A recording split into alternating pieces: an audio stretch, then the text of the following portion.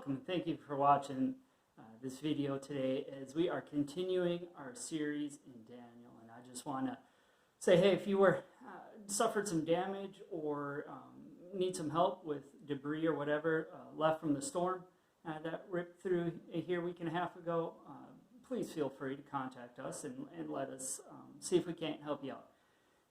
If you know of anyone that is having some issues trying to get things cleaned up, please contact us, let us know so we can get out there and see what we can do to help.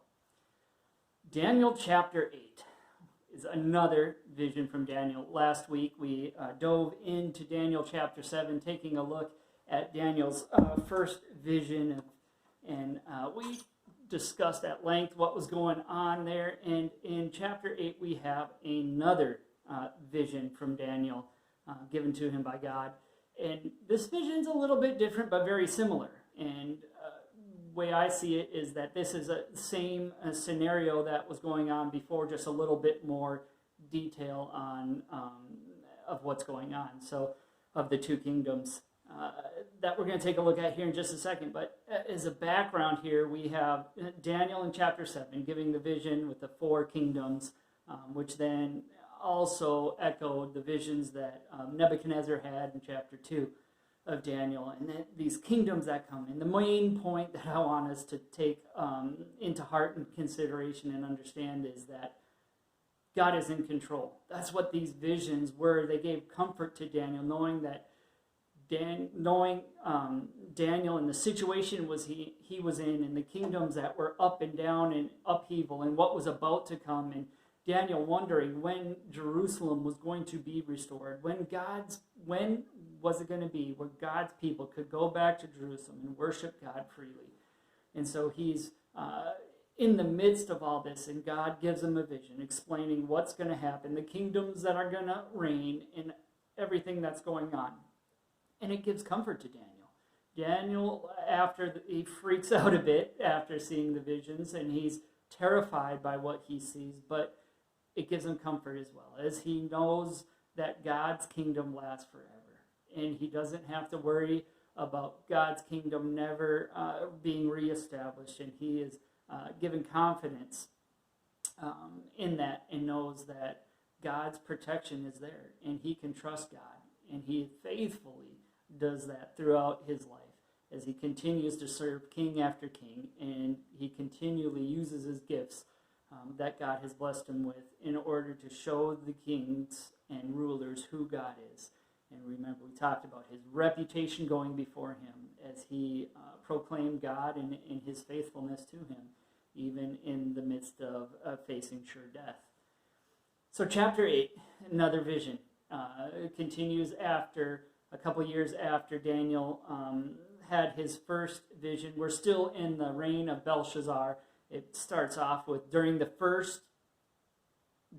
third year of King Belshazzar's reign. So first vision was first year. This is the third year. So we got 2 years have gone by, and Daniel then has another dream. We're going to read through it, and then we'll discuss. It says, verse 1 in chapter 8, during the first year of King Belshazzar's reign, I, Daniel, saw another vision, following the one that had already appeared to me. In this vision, I was at the fortress of Susa, in the province of Elam, standing beside the Ulai River. As I looked up, I saw a ram with two long horns standing beside the river. One of the horns was longer than the other, even though it had grown later than the other one. The ram butted everything out of his way to the west, to the north, to the south, and no one could stand against him or help his victims. He did as he pleased and became very great.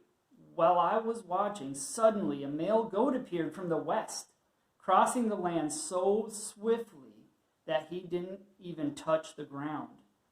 This goat, which had one very large horn between its eyes, headed toward the two-horned ram that I had seen standing beside the Ulai River, rushing at him in a rage.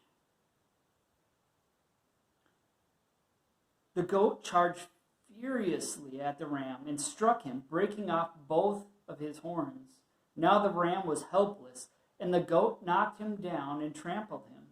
No one could rescue the ram from the goat's power, and the goat became very powerful. But at the height of his power, his large horn was broken off. In the large horn's place grew four prominent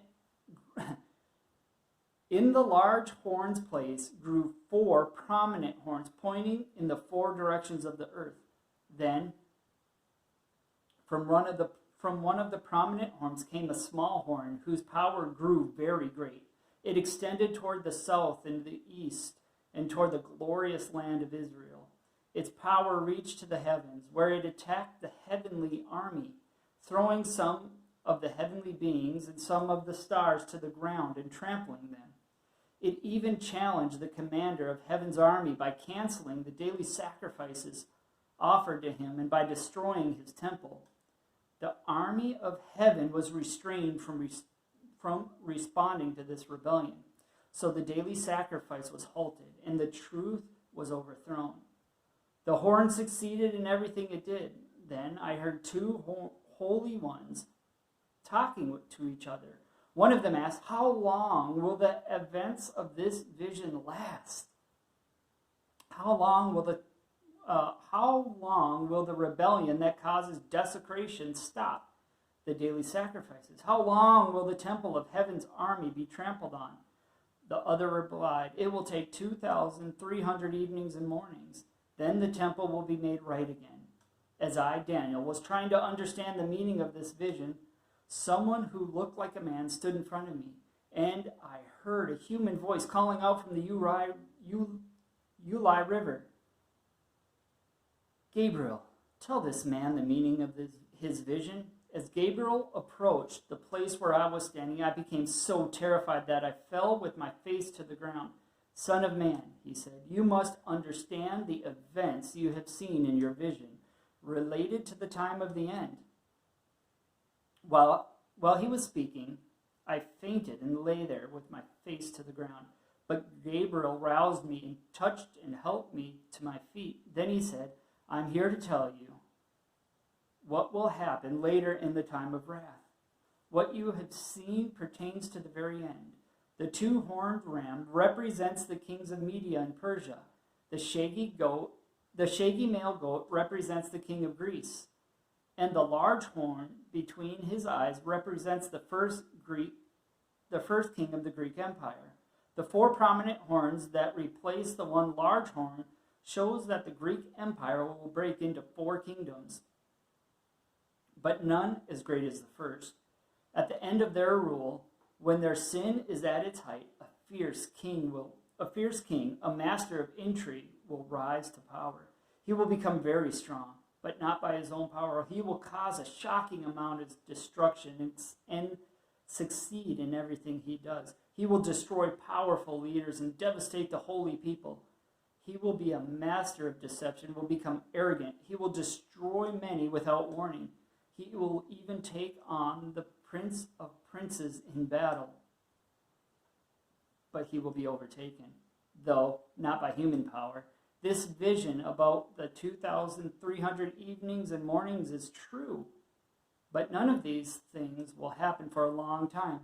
So keep this vision a secret. Then I, Daniel, was overcome and lay sick for several days. Afterward, I got up and performed my duties for the king, but I was greatly troubled by the vision and could not understand it.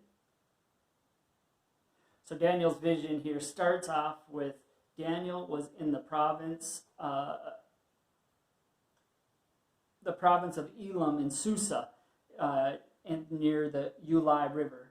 And to Daniel at the time of Belshazzar's reign, this wouldn't have meant a whole lot. It wasn't a prominent town or anything really worth putting on the map, but it did place a foretelling of the Persian Empire, because when the Persian Empire came and took over, it became a prominent city. They even made it their capital. So here in Daniel's vision, he is in the city, in the area, in the province where the Persian Empire would establish their kingdom and their capital. And so this vision starts off with this mindset of the Persians coming to take over and defeating the Medes, the Persians coming and defeating the Babylon. In the first vision he has, the animal that rises up is a ram with two horns.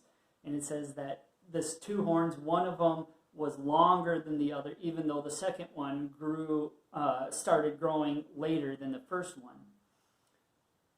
This symbolizes the Medes and Persians, as they were a dual kingdom, but the Persians were more powerful and established themselves as more dominant than the Medes did. And so we have the two kingdoms working together under one big umbrella kingdom. The Medes were inferior to the Persians, who were dominant and did more things and expanded their kingdom greater than the Medes did.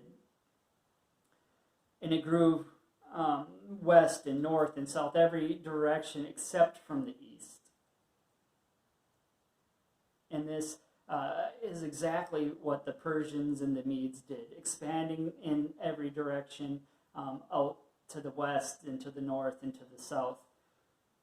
And then he sees another animal, this goat, this hairy, shaggy goat that comes with a large horn between its eyes, and it came swift. It came quick as if it were flying, not touching the ground.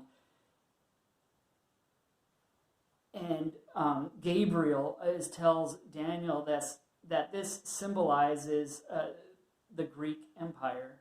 And the first king, who was swift and great, represents Alexander the Great, who even to this day, his conquest and his military genius is studied and baffles people even today. He was, in his 3 major battles, was greatly outnumbered, but still was able to defeat his enemies because of his brilliance and his swiftness, in which he conquered the known world, was so quick and great that he started losing his mind, because he had conquered everything. He had conquered all the known area of the world, and he said there was nothing left for him to do, and so he started becoming depressed, and he was started getting angry and frustrated and saw no meaning or purpose to his life, because he had conquered everything. He wasn't satisfied unless he was conquering another people or taking over kingdoms, and he had done it all. And by the age of about 33, he died because of his addictions and things going on. He lost his will to survive. And I think that's, a side note here as we look, as he was looking for something to fulfill him, and it didn't. He had conquered everything and the known world and everything, and he still felt empty inside. And if we're not leaning on Christ, if we don't let Christ fill and fulfill us, and let the King of Kings and the Lord of Lords be the center of our lives, we will not be satisfied. No matter what that hole is, it will continue to be a big hole, no matter what we conquer or what we go through in this world. But God is saying he is here for us, and he will fill those voids, and he will give us purpose and direction. And that's something Alexander the Great missed. And he thought through conquering everything, he would be fulfilled and satisfied. But he still felt lonely, sad, and depressed. That was just a little side note. So back into the vision of what's going on. And we have the Persians and Medes represented as the ram with the 2 horns, and the Medes being the smaller, and the bigger horn being the Persians and their empire. And then we have the goat who swiftly came across the land, as the first king did, and then King Alexander the Great. And then 4 horns grew up after him, which represent the 4 generals that then took over after Alexander's death, and they separated and went their different ways, taking different areas of the kingdom.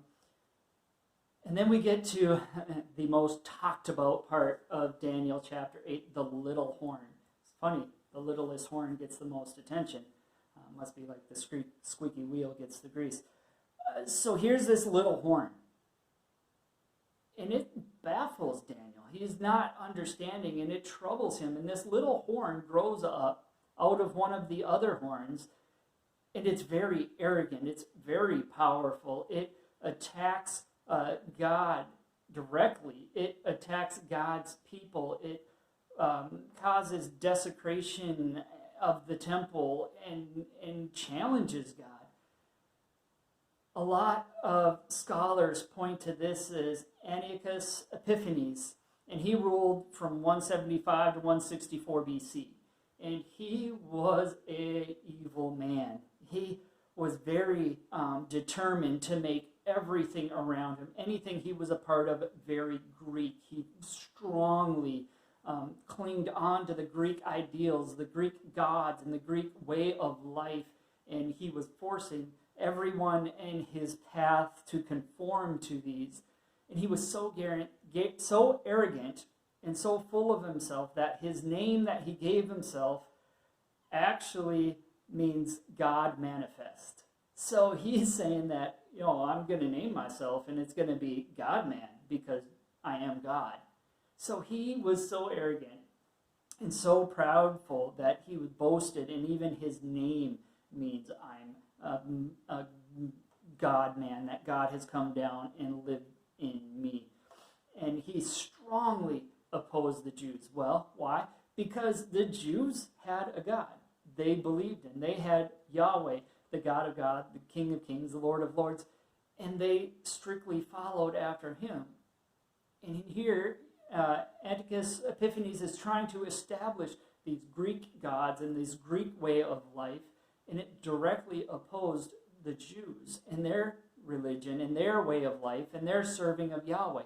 So there was this great conflict that is happening between Antiochus Epiphanes and the Jewish people, and so they were at battle over and over again as the Jews tried to stand up for their God, and their way of life. And Antiochus Epiphanes is trying to establish Greek way of life and the Greek gods, and he was so angry and bent on getting rid of the Jews that it's believed that he had his way in murdering over 100,000 Jews at different times in different ways, and killing out lots of Jews. He was trying to destroy them as a people. And then we have an instance where in the temple, the desecration that happened was he goes into the temple and he starts annihilating it, tearing it down, and then he takes pigs and sacrifices them in God's temple. And now pigs were an unclean animal. They should never have been in the temple. It defiled everything, and it caused great sin and pain and suffering for the Jews as they watched. And it desecrated the temple. It created it to be unholy, uninhabitable by God because of the unclean blood that was poured around the temple. And not just that, but then he establishes a statue in his name as a form of celebrating and worshiping Zeus. So here he's sacrificing pigs, spreading this blood of the unclean animal as a sacrifice to Zeus in his name. So he's elevating himself, saying he's like a god, worshiping Zeus in the temple of Yahweh. And it's very offensive. And it desecrates, it dirties the temple. So much so that for a period of time, it is left in shambles and unclean. And it isn't until later when some Jews come with an uprising and retake the city and reestablish the prominence of the temple and clean it and purify it. But while Antiochus Epiphanes is in rule, he does not allow the Jews to worship. He establishes laws in order to put stop to the Jewish religion. He does everything he can to stop the spread of God in his people. And we have this desecration that happens. The temple is left unclean until later when an uprising of Jews come and overthrow Jerusalem and take it over again, and then cleanse the temple and make things right. In the context of what's going on, Gabriel mentions that it is a later time of wrath, and it also says the end time. And some people interpret this as the time when Jesus is coming back again to make a new earth and a new heaven and reestablish his kingdom. And that may also be true. I think it's a bit of both of what's going on here. But we also see that what Antiochus Epiphanes did was in fulfillment of what God had said was going to happen to the people of Jerusalem and the Jews of Israel if they did not follow God. And so he said they will be exiled. They will face all of these things if they do not follow after God. If they are unfaithful, he's going to take his hand away from them. And all of these things are going to happen. And these things fulfill the promise that God made back to Abraham and Isaac and Moses, as he promised that because of their rebellion and their turning and worshiping other gods, that this was going to happen.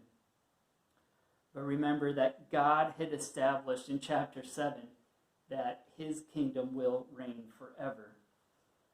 And Daniel's vision was very important for the Jews, especially during this time of upheaval and chaos and what was going to happen. They needed to be reassured that God will reestablish his throne. God will put everything back in order, and he will make things right, even when things seem to have no hope. When things are at their worst and their bottom, God says, I am in control. You can trust and know that my kingdom will last forever.